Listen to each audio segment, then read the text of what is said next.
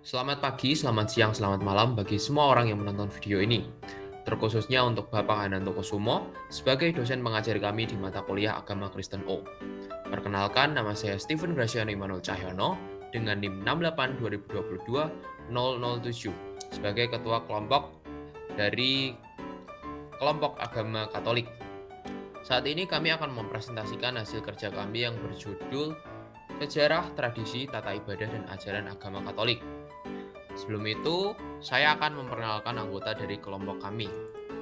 Yang pertama yaitu adalah Stephen Graciano, yaitu saya sendiri, dengan NIM 68 2022 007. Yang kedua adalah Darren Ariel dengan NIM 68 2022 073. Yang ketiga adalah Lawrence Geraldo dengan NIM 68 2022 003. Yang keempat adalah Aldian Syah dengan NIM 62 2022 010.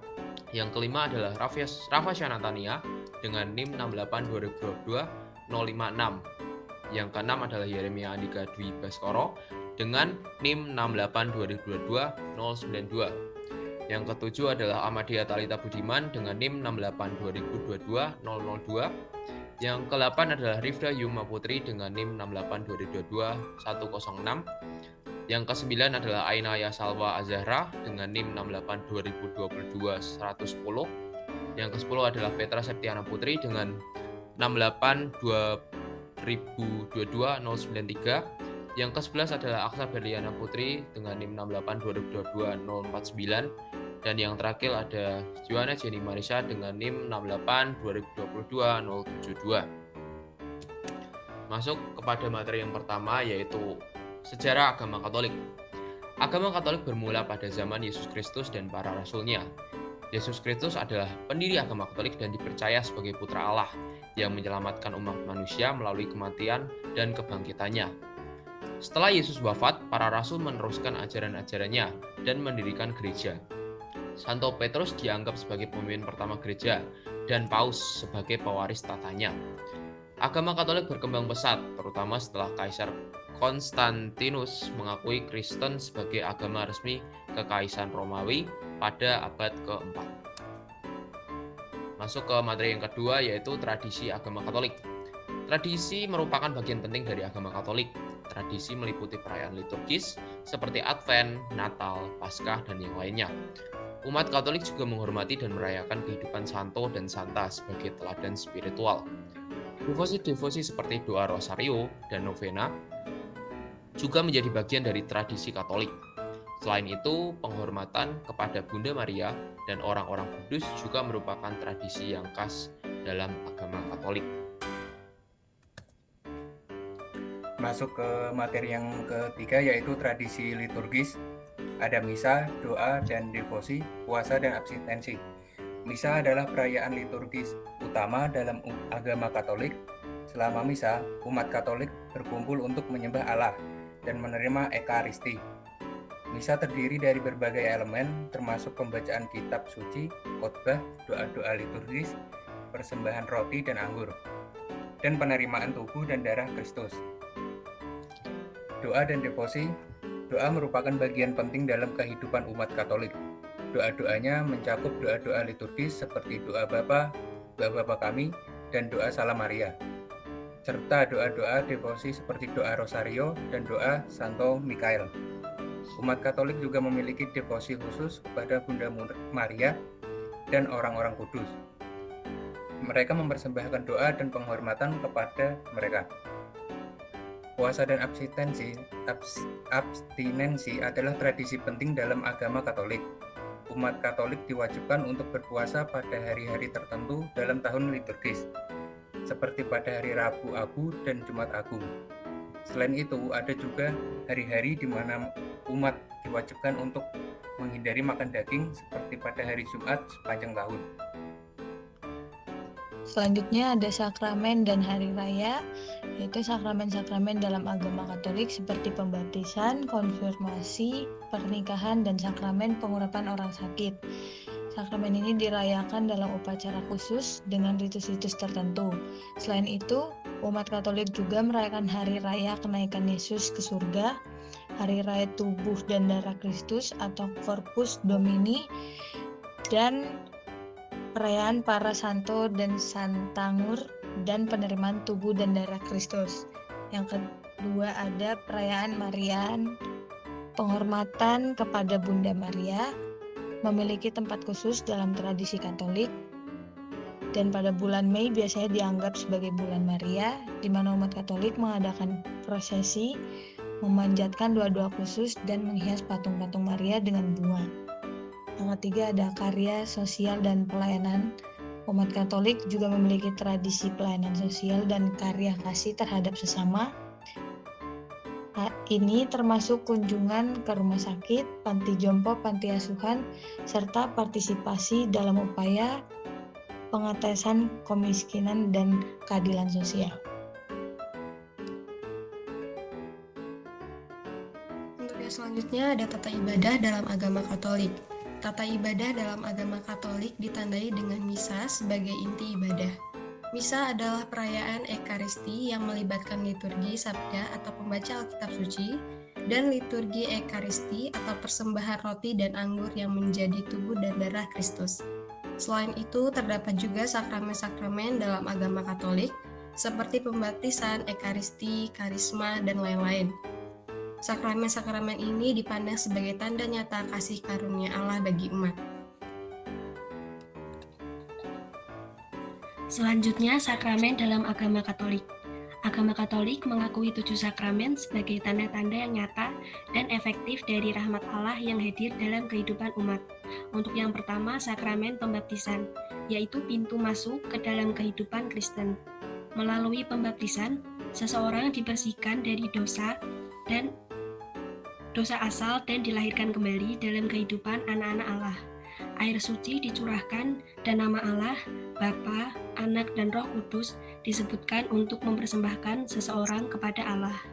Yang kedua, krisma atau koorporasi sakramen.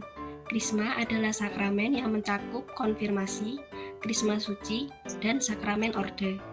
Konfirmasi memberikan pengurapan Roh Kudus kepada orang-orang yang telah dibaptis, memperkuat mereka dalam iman, dan memberikan karunia-karunia Roh Kudus. Krisma suci adalah sakramen penyucian yang diterima dalam Ekaristi. Sakramen orde ditujukan untuk pelayan gereja, seperti imam dan uskup, memberikan kuasa dan karunia-karunia yang diperlukan dalam pelayanan mereka.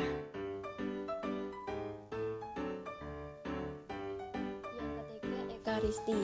Sakramen Ekaristi adalah inti dari kehidupan liturgis dan kehidupan rohani umat Katolik. Dalam Ekaristi, roti dan anggur diubah menjadi tubuh dan darah Kristus. Umat menerima tubuh dan darah Kristus sebagai makanan dan minuman rohani, menyatu dengannya dan dengan sesama umat dalam persekutuan gereja. Yang keempat, tobat atau sakramen rekonsiliasi. Sakramen tobat memungkinkan orang berhubungan kembali dengan Allah dan gereja setelah mereka jatuh dalam dosa berat.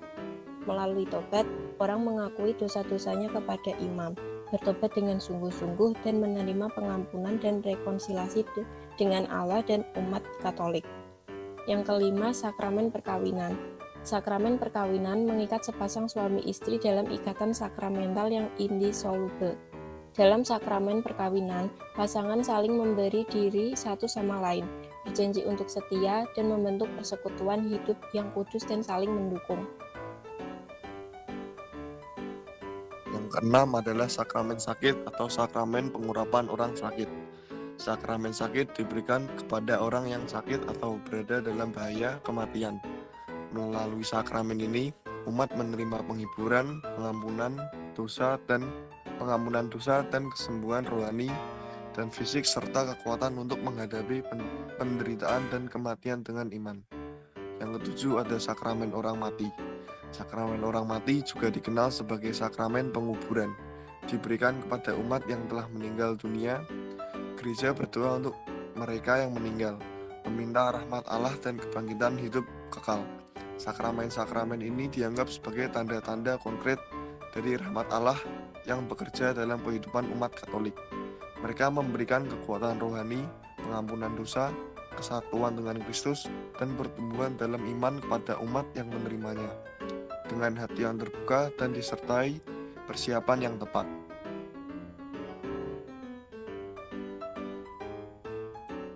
Beberapa ajaran penting dalam agama Katolik itu meliputi Tritunggal Maha Kudus atau keyakinan akan Allah yang esa dalam 3 pribadi, Bapa, Anak, dan Roh Kudus.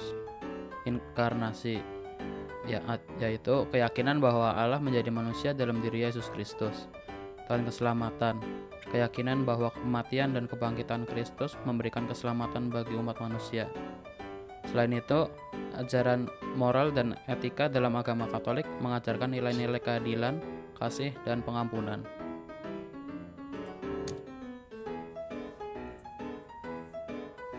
Selanjutnya Allah Tritunggal. Menyambung dari ajaran Katolik yang pertama, konsep Allah Tritunggal ini adalah yaitu pribadi Allah yang terbagi menjadi 3, yaitu yang pertama Bapa. Bapa adalah pribadi pertama dalam Tritunggal Maha Kudus. Allah Bapa adalah sumber kehidupan dan pencipta segala sesuatu. Dia adalah Allah yang Maha Kuasa, mengasihi, dan memelihara seluruh ciptaannya. Lalu yang kedua Anak. Anak atau Yesus Kristus adalah pribadi kedua dalam Tritunggal Maha Kudus. Yesus adalah Allah yang menjelma menjadi manusia melalui kelahirannya dari Maria. Ia datang ke dunia untuk menyelamatkan umat manusia melalui karya penebusannya di kayu salib dan juga untuk kebangkitannya. Lalu yang terakhir adalah Roh Kudus. Roh Kudus ini adalah pribadi ketiga dalam Tritunggal Maha Kudus. Ia adalah Allah yang hadir dalam umat Kristiani atau Katolik sebagai penghibur, pembimbing, juga pemberi kuasa. Roh Kudus ini juga memberikan karunia-karunia dan mengilhami untuk hidup sesuai dengan kehendak Allah.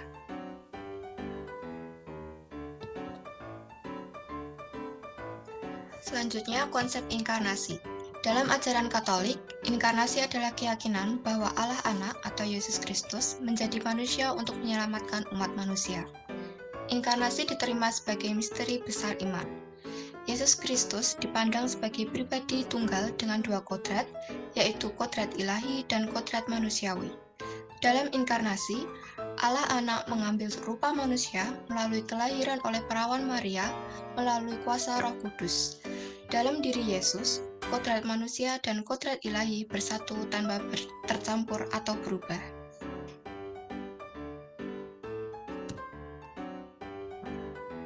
Dan yang terakhir ada konsep keselamatan. Dalam agama Katolik, keselamatan dipandang sebagai karya penyelamatan yang dilakukan oleh Yesus Kristus melalui kematiannya di kayu salib dan kebangkitannya. Keselamatan tidak dapat dicapai semata-mata melalui usaha manusia, tetapi sebagai hadiah anugerah Allah yang diberikan kepada umat manusia karena kasih karunia-Nya.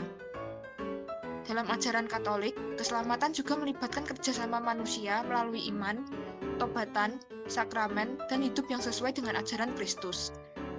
Gereja Katolik juga mengajarkan pentingnya pertobatan, pengakuan dosa, dan menerima sakramen untuk menerima pengampunan dosa dan pertumbuhan rohani.